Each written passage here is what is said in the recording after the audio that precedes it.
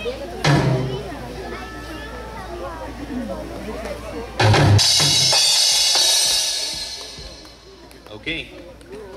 Good evening, everyone. My name is Satish.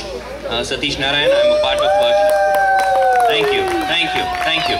So I'm a part of Classic Orchards 139 Phase 1, and this is my second attempt at stand-up comedy within the layout. I'm joined here by my wife, Dr. Kalpana Janardhan, who's going to be doing the drums.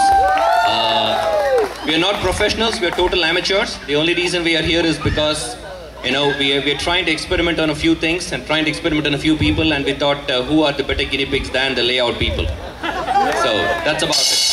So, a few disclaimers before we get started. I think I've been allotted 20 minutes. I may shoot that over by a few minutes. So just bear with me. In case you don't like it, let me know, and I will cut my, my gig short here. All right. So a few disclaimers. I am going to be taking a dig at a few people, a few political parties, a few religious establishments. So I'm hoping that it'll all be taken in the right spirit, and it'll all be left over here. And many references will be made to the layout that we live in, specifically COPA, residents, MC members, developers, and those kinds of things. So it's by no means a political statement. It's just that I'm trying to let my hair down, and hopefully you will do the same. And we'll leave all these things behind when we start the new year starting tomorrow morning. All right? With that, all right. So with Christmas just behind us, I thought maybe we need to start off on some humor around Christmas. Whenever you see a Christmas tree, it reminds me of people. It reminds me of people after a certain age, both men and women. You know why? You see, a Christmas tree has got a lot of decorations. You've got some balls, and you've got some bells, and those kinds of things. These things are purely ornamental in nature. There's no functional use of any of these things, just like with humans. So after a certain age, you'll realize that all these things are there just to add beauty, and there is really nothing left out of it. The last time when I did this, we had done a gig on how we can tell how long a couple has been married based on the kind of smell that comes out of their bedroom. I hope a few of you might remember it. I think it was well received. So what I've done is I've tried to put this together myself, and this time it's going to be based on the kind of farewell or the kind of send-off that a husband gets when he leaves town or when he leaves home on business travel. And those guys who have been married and married with children, I think you can empathize with me over the next few minutes over here. So if your wife really walks up to the gate, frantically waves goodbye to you till you disappear out of sight, and you and she have at least about 10 phone calls every day, what do you think? How long do you think you've been married? 3 months. 3 months. I think if somebody said 3 months, I think it's about 0 to 2 years. Because there's a lot of love, there's a lot of passion, and there's a lot of expectations, right? And so the phone calls are generally like, so when are you coming back home, baby? So all these things happen. And if the wife sees you off till the door, not till the gate now, and the phone calls are reduced to, once a day, and then when you call up, she asks, so when are you coming back? That is anywhere between 3 to 6 years, right? By which time, hopefully, you've got some kids as well. And this kind of a farewell that I'm going to talk about now is typically happening when, you've been married for greater than 6 years. Nobody really wakes up in the morning when you're leaving. You walk around the house like a mouse at 1 a.m. in the morning to catch that international flight. You pack your own suitcase. You take your house keys with you this time, because nobody is going to be there to allow you back inside when you return. Right? So you need to do all these things. No phone calls. Absolutely no phone calls. The only thing that is asked is, make sure that you get dal from Benison on your way back home. So, and you make sure that, all the groceries are in place, the bread is in the fridge and all those kinds of things, and everybody is, happy when you're gone. So that's anybody who's married for more than about 6 years. So I don't know how much of that is true and how much you guys can relate to, but that is pretty much the state of many of my colleagues at work. So we'll stay on the subject of, love for a few seconds here. So what goes on is, give me 1 second over here, on the subject of travel actually. So many things, help people stay connected these days. You've got WhatsApp, you've got Google, you've got SMSs, all those kinds of things. And some of the annoying features of these apps are that it helps you complete words, and it also sometimes helps you complete sentences.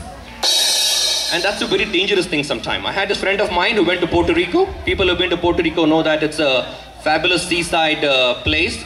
A lot of, sunshine. Along with sunshine come a lot of babes, good water, beaches and all those kinds of things. And when a husband travels to Puerto Rico, the wife is generally thinking, this guy is spending all his time at the beach. In reality, he probably is working about 20 hours a day, barely catching up on any sleep. So he sends this guy, he goes on travel, and so he's a loving father, a caring husband, and a dutiful son. And he's really, in a sense, he's missing home after a very long time. So he sends a WhatsApp message to his wife, and the wife receives it, and she's taken aback. Guess what the message on WhatsApp reads? Wish you were her. When in reality, he meant to say, wish you were here. One letter missing between a here and a her makes a lot of sentence in this, makes a lot of difference in this context. So you got to be really careful about this. So the next time you folks are doing something like this, make sure that, fat fingers don't come in the way of you and your wife. Otherwise, it's going to lead to many, mournful nights for you. We'll stay on the topic of love. Two girls were once talking about love, and one girl said, hey, listen, I fell in love with this guy at second sight. Love at second sight. We have heard of love at first sight, but what is love at second sight? So then she goes on to explain, my first sight of this guy was him crossing the street. And my second sight of him was him getting into his Audi A8. So, people say, having a poor father is fate, having a poor father-in-law is stupidity. So, given all these things, I think a lot of things have happened in India since May of this year. We have a new Prime Minister who won an absolute majority. And so I think I speak on the behalf of everybody over here when I say that, as a nation, we are a lot more optimistic now than we ever were. So Prime Minister Modi, as you know, he has been traveling up and down a lot. And one of the things that he did on Independence Day, I think it was, he said he issued this, a clarion call. It was a beacon call to the people of the country, saying that, make in India. So, make in India, I think it's like, Swaraj is my birthright and I shall have it kind of a thing, which had the pre-independence movement. The only people who've taken this call very seriously, who they are? The Make in India call? It's our Indian cricketers. They make the runs only in India. Wherever else they go, there are no runs. You've been following the 3 test matches, 179 for 6, 183 for 8. That's about it. So we asked them to play in the Wankhede Stadium in India, 430 for 1. So that's one. So the other thing he had done, Mr. Modi, was he had made a lot of, poll promises saying that I'll get back Swiss money within 6 months. All the money which has been hoarded away. Forget about getting Swiss money from Switzerland. I think we need to be working on getting our Prime Minister back home from his trips abroad. How many trips has this guy taken? Maybe 6 or 8 over the last 6 months? I think he's getting per diem, guys. That's what it is. Otherwise, there is no way on earth he would have traveled so many times in 6 months. And there is a breaking news as we speak. Prime Minister Modi has promised that he will be in India on Republic Day to welcome US President Barack Obama. So he's not going to be traveling. So thank God for that. Staying on the subject of politicians, the present day politicians write a lot of memoirs. Memoirs is basically those things that you write once you relinquish office. And they are pretty versatile. I think they are Indian kings in the past also were very versatile. We had Babur, who was the Mughal emperor who wrote Babarnama, Akbar, another emperor who wrote Akbarnama, and our politicians, current day politicians, are not too far behind. They draw Panganama on our foreheads every day, and we as people, we enjoy whatever they draw on our foreheads. Panganama, for those people who don't know Kannada, is basically, taking you for a ride. 3 white marks on your forehead. That's what it's all about. So the part that I came to with the disclaimer, I'm going to reach that point now. How many of you here listen to 94.3, the FM radio station? There is a very funny piece called the Sultan School of Speech. You guys have heard that? Yeah. You guys like it? Yeah. Okay, so you're going to be in for a treat. There's going to be 3 instances of Sultan School of Speech that I'm trying to narrate over here. All of them have been custom made for the situation that we find ourselves here in the layout. So I'm hoping you will enjoy it. So with that, hey, one more is this is not working. The other one is not working. Hey, what happened? Fell down? Right now? Sultan School of Speech. Oh, Assalamu alaikum sabiku. मैं professor उल्फत सुल्तान सीखो मेरे साथ English की तो बात. Today's to English word phase and race. Face को तो BDA को लोग नया नया पढ़ावने बनाते देखो. JP Nagar phase 1, Banashankari stage 2. Which race को तो उसेन बोल्ट भागता देखो, दौड़ता है लाइटनिंग की तरह. Which now put it on sentence. In classic, developers keep on building new phases and MC members keep on running court cases. So देखो माँ ऐसे ही हमारे MC लोग कोर्ट को भागते रहे थे. तो एक दिन हमको नेक्स्ट ओलंपिक्स में 4x100 मीटर रिले में हमारा टीम शामिल होगा माँ. क्लासिक का टीम का नाम मालूम? USSR. वो गिरा हुआ सोवियत यूनियन नहीं माँ. यू का मतलब उपाध्याय, एस का मतलब सुब्बू, और एक एस का मतलब श्रीनिवास, और आर का मतलब हमारा बिहारी बाबू Ravi केलगिरी.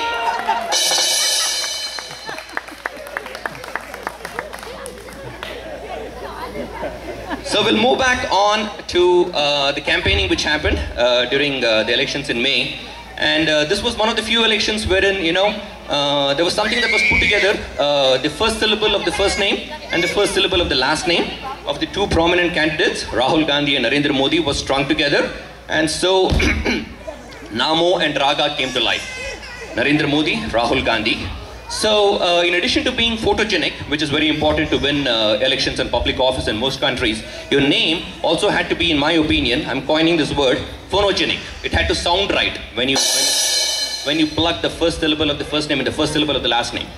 This election, thanks to the Almighty, we had 2 people who had phonogenic names.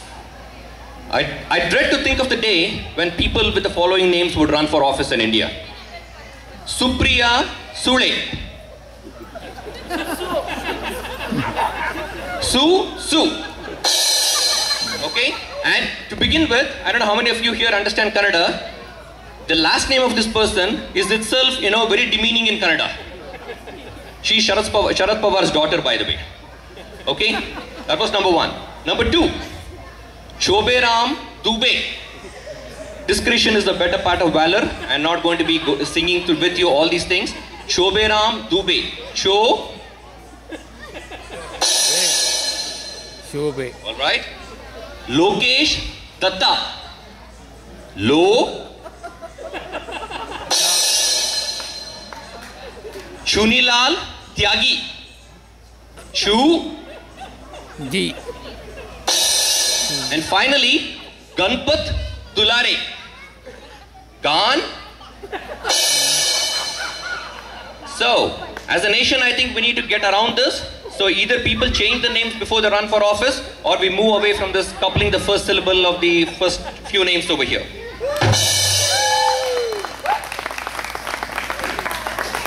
You guys having fun, or is it getting monotonous and boring? Okay. Hey man. Okay. So we'll move on to the another favorite topic for most people. It's the marriage. Regardless of what it is, both men and women can agree that that's one of the fundamental institutions, and it's a difficult thing to get into. But once you're into it, I think we need to make sure that it works. The king of the jungle, the lion, he's getting married, and so he's having a grand ceremony. He's on the stage. All these animals are, his pride, basically the lioness and all the other guys are on the stage with him, and the rest of the animals in the jungle, they are maintaining a safe operating distance. Right? Because he's the king of the jungle, there is a specific status symbol that goes with it, and you need to make sure that you respect it. So there is one little puny mouse who has got enough courage. He scampers up to the stage, he lifts the lion by his paw, shakes his hand. The lion is taken aback. In the first place, that's a silly little mouse. He has got enough courage when the likes of the elephant, the zebra, and the crocodiles are maintaining a safe operating distance, this guy comes up to the stage and shakes the lion's hand. Right? And the lion has said, how dare you do that to the mouse? And the mouse says, oh, shut up, you stupid. I was a lion too till I got married.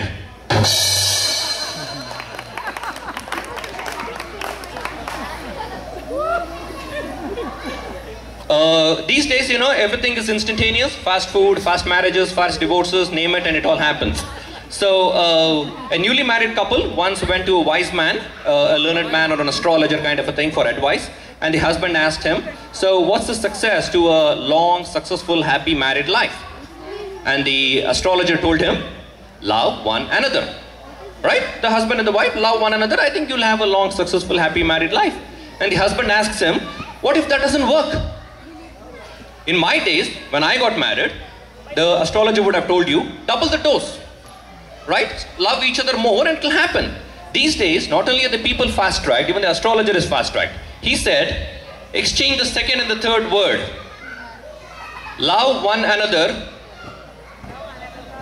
Love another one. So, I don't know where India is heading to, but that seems to be the state of affairs as we go along over here. So, since we're talking about marriages, you know, divorces can't be far behind. 2014 saw a bunch of Bollywood divorces, sorry. And I think the biggest of them was between, any guesses? Hrithik Roshan and Susanna Khan. I believe it was worth 400 crores. All right, 400 crores. And with a settlement like that, you know, the last thing you want to say when Hrithik is around is this dialogue from the movie Om Shanti Om. Ek chutki sindoor ki कीमत तुम क्या जानो Hrithik Babu. If there is one thing Hrithik has understood, it is the worth of one chutki worth of sindoor. 400 crores. But then if he had, you know, Mahendra Dhoni, I believe, is making about 175 crores a year. And that money is going to almost double or stay intact even after his retirement from Test cricket yesterday. At least that's what we are told. Okay, so I think we'll move on to the topic, next topic, which is the traffic in Bangalore. Pretty pathetic, if one word were to describe what the traffic is all about. So, Times of India, there have been a couple of instances lately. Times of India had carried an article of, you know, how heart of a person was harvested in Bangalore and transported all the way to Chennai in 4 hours flat. Starting with the harvesting all the way to the transport to Chennai and being implanted in the person who really needed it in Chennai. 4 hours flat is what it was. Okay, and so there was this big article, and in the article you had the photograph of the ambulance driver who carried the heart with him. Then you had a photograph of the cops who were, you know, manning all these intersections, making sure that the route is trouble-free and those kinds of things. Then you had a photograph of the Air Force pilot who took it from the Kempegowda International Airport to Chennai. There is something missing in all these things. You guys know what it is? The heart itself. The doctor who did the transplant. So we are a country that values the transport more than the transplant. The miraculous part, you know, the miraculous part is not that the transplant was successful. The miraculous part is they were able to take the heart from a dying patient to a new patient in 4 hours. We are Indians, I understand that. So in 4 hours, you know, our doctors are very successful. But transport, oh, no, you can't believe that. That's our belief in life. The other day, I called Kalpana up and I told her that, you know, I'm going to be much later. It's going to take a lot more longer for me to reach home than I had planned because I'm stuck in traffic. And Kalpana asks me, where are you? I travel all the way to Outer Ring Road. Are you stuck in Iblur or Belindur? I said, neither. I'm in Hypercity. Have you seen the traffic inside Hypercity these days? There are people who are pushing carts and there is this free food sampling which is available for everybody. You can start off with, you know, drinking green tea, cap it up with dosas at that soulful counter, eat desserts, and then you can have family reunions right there. Nobody needs to cook anything. So people are walking around with the carts parked in the aisleways, having great conversations, having reunions and stuff. So I think, you know, people need to start moving away from these things. Otherwise, we'll probably need traffic lights and even cops manning the aisles in Hypercity lately.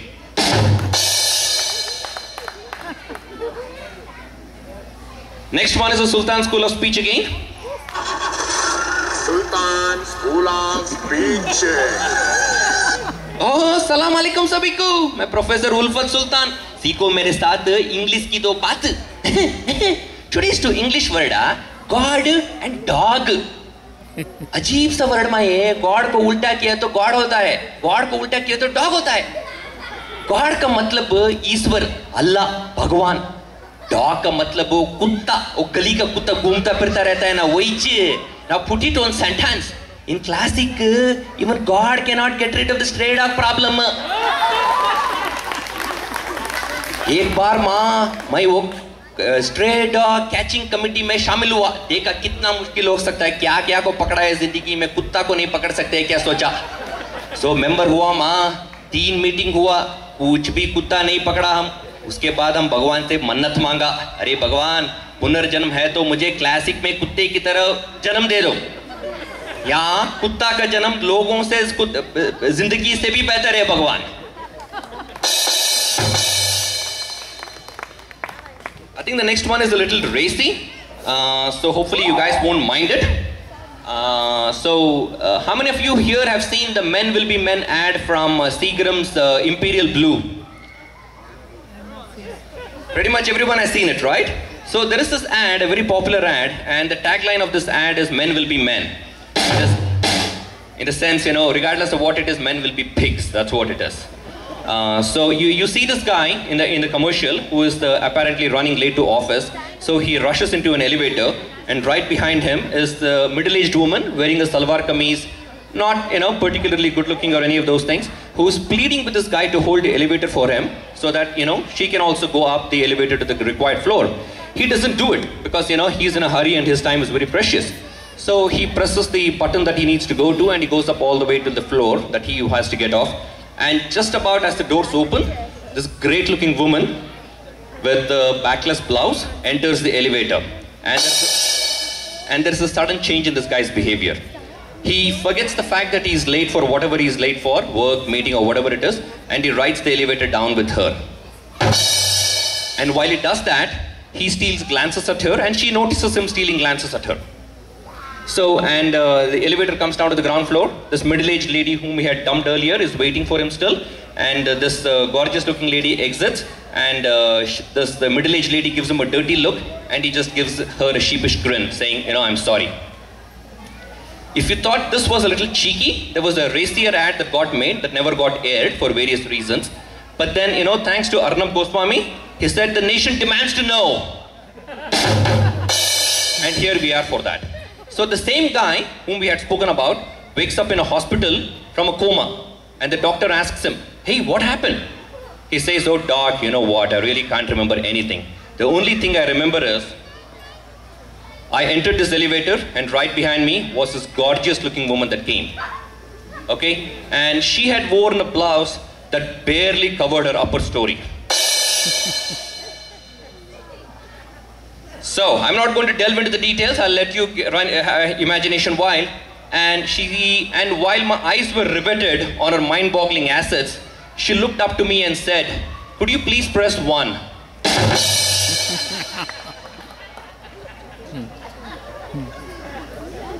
Alright, so, the nice lady actually wanted him to press 1 to get to the first floor of the building, and what ended up was something very different, which explains why this guy landed up in the hospital.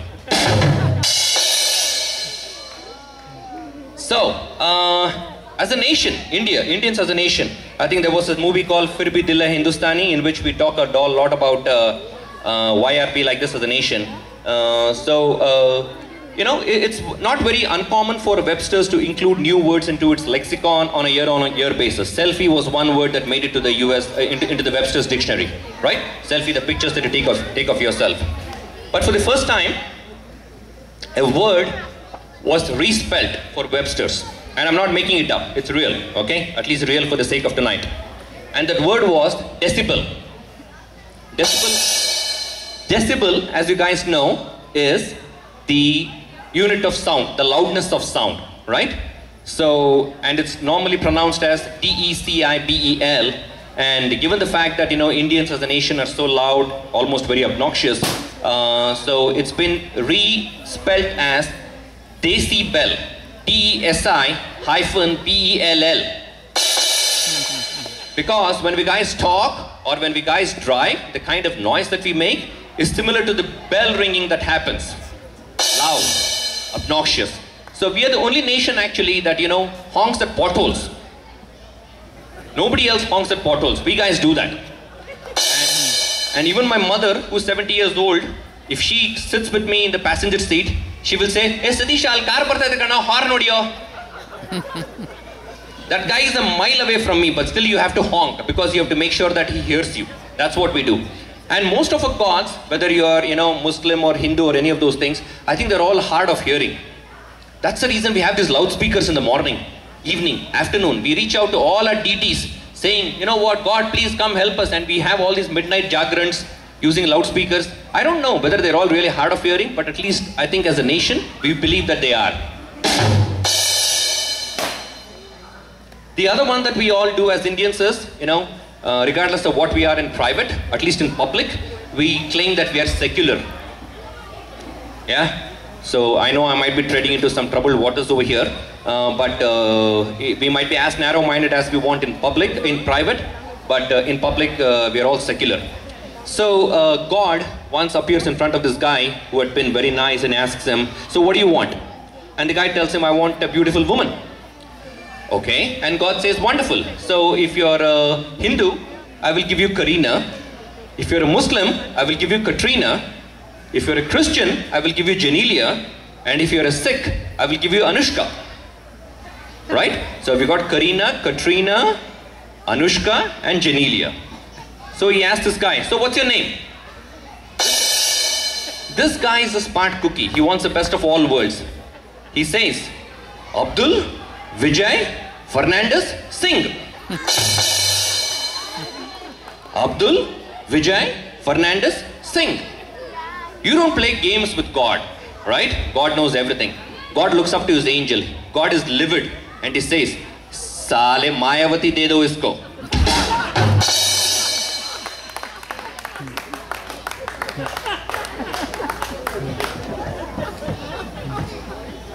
We'll stay on the subject of God for 10 more seconds here. You know, God is a very funny person. He made people allergic to nuts. In fact, my two kids are allergic to nuts, both Ruhi and Rohan. But have you ever heard of people being allergic to sugar, ghee, butter, and other fatty foods? No. That's the problem, I think. That explains the expanding waistline of many of us over here. He's got a very cruel sense of humor. So will Sultan School of Speech.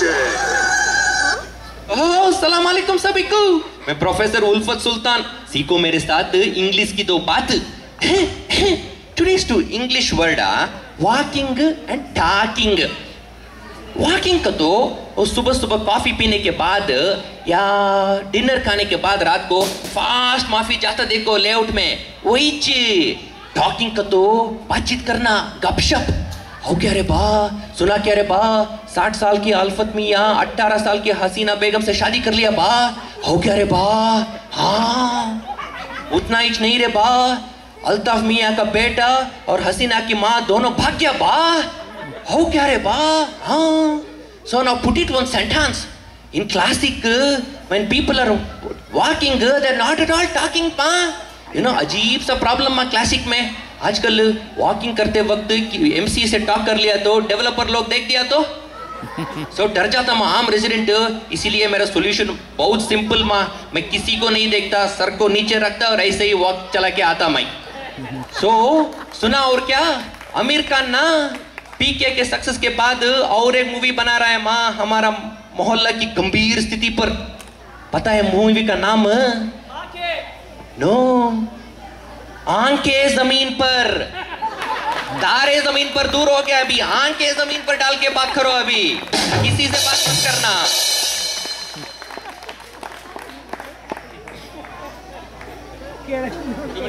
Okay, I've been asked to close, so a few more minutes is what I will do. So let me see. We'll do a few things. You know, when two techies and two beggars meet after a very long time, you know what the first thing that generally talk about? 2 techies and 2 beggars. What platform are you working on these days? Present day students, you know, when we went to school, we were the studious lot who really did not question too many things and those kinds of things. Present day students are very fast tracked. The teacher asked the class, so name 2 kings who gave their people peace and happiness. One student raised his hand, he said, smoking and drinking. Another one, teacher, she tells a student, complete the following sentence for me. If my cup is half empty, when we went to school, we were told, be happy that it's at least half full. Not anymore. This obnoxious kid in the back of the class raises his hand and says, you're wearing a bra size that is too big. So finally we'll wrap up with this. I know, drinks are prohibited today. So this might be a joke that you have heard. But nevertheless, we will go ahead and finish it up. 2 drunks, well-to-do drunks actually, people who are habitual drinkers, they're debating which is a better disease to get, Parkinson's or Alzheimer's. Alzheimer's is a disease in which, you tend to become forgetful. You forget what you have done, where you have kept things and all those kinds of things. Parkinson's is a nervous disorder in which you don't have stability in many of the things that you do. The decision between the 2 of them is unanimous. It's Alzheimer's. You know why? It's better to spill half a glass of whiskey than to forget where you have kept the bottle. Okay, so that's all I had, folks. Have a good night, everybody. Thank you for listening.